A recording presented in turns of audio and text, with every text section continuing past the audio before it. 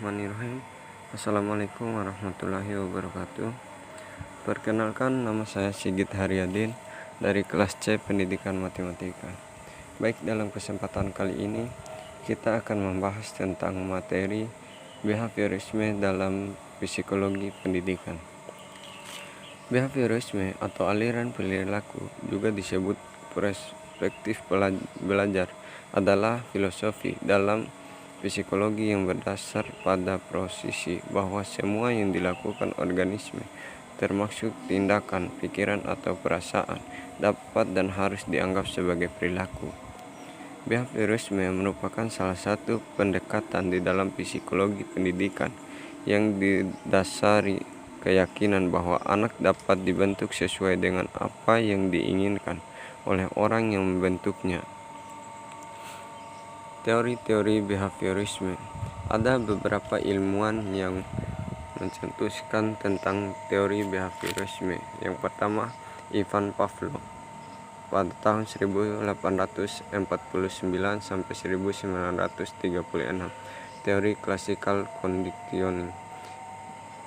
Ivan Pavlov merupakan psikologi asal Rusia yang pertama kali meneliti perilaku makhluk hidup berdasarkan classical condition atau pengondisian lingkungan secara klasik. Ia adalah pemenang Nobel pada tahun 1904. Hasil penemuan Pavlov, yaitu classical condition, merupakan temuan penting dalam sejarah perkembangan psikologi karena meletakkan dasar-dasar behaviorisme psikologi. Penerapan classical condition merupakan metode terapi dalam mengubah perilaku yang bersifat maladaptif dan mengubahnya menjadi perilaku yang adaptif. Yang kedua, B. Watson pada tahun 1878 sampai 1958. Behavioral Psychology. J.B. Watson merupakan bapak behavioral psikologi. Watson mengembangkan teori behaviorisme berdasarkan penelitian Pavlov dan merupakan orang pertama kali mengaplikasikan temuan-temuan Pavlov kepada manusia melalui pembentukan refleks yang terbentuk dari hubungan stimulus respon yang telah dikondisikan. Oleh karena itu, ia mendefinisikan manusia tidak ubahnya seperti mesin yang dapat diatur keinginannya secara mekanik.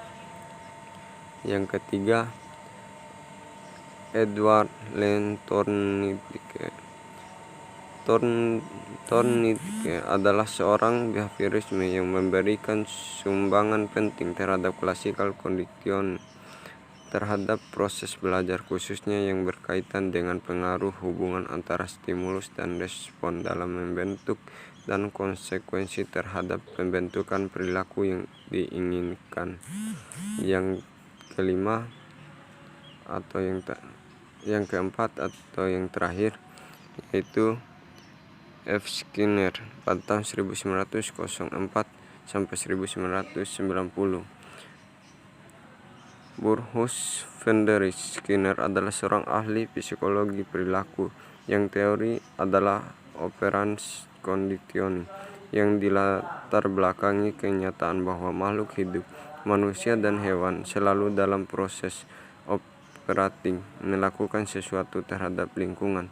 Selama melakukan sesuatu dengan lingkungannya, makhluk hidup menemukan stimulus khusus yang disebut reinforcing stimulus atau stimulus pendorong yang dapat meningkatkan operan perilaku yang terjadi beberapa saat setelah stimulus tampil. Baik, tadi penjelasan singkat mengenai teori behaviorisme dalam psikologi pendidikan.